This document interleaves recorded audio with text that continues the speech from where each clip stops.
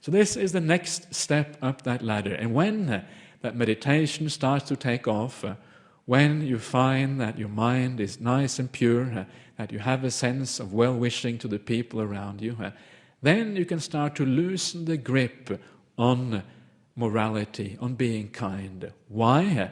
Because when a sense of compassion comes from inside of you, you don't really have to force kindness anymore. You don't have to hold on to those 5 precepts. They become like a natural extension of a pure mind, of a beautiful mind.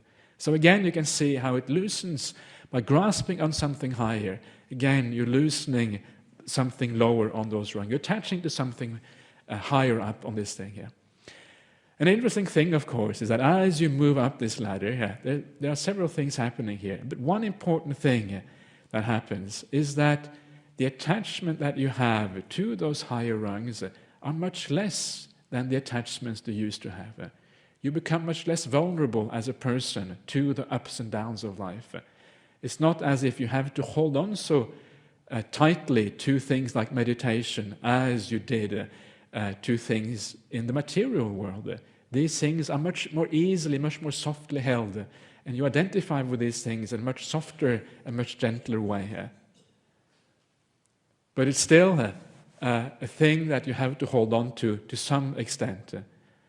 And eventually, of course, the time when you eventually can overcome attachment altogether, that is only the time when you have deep insight, deep understanding into this thing which is non-self business in Buddhism. And that's what I was started off by saying initially in the beginning, that the root cause of why we have attachments in the first place is the sense of self that we have inside of us.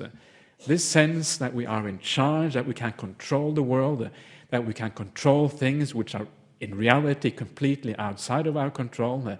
And it's only by understanding and seeing that this is just an illusion.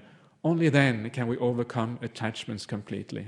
And that is the next step after meditation, when you can have that sort of deep insight and seeing these things.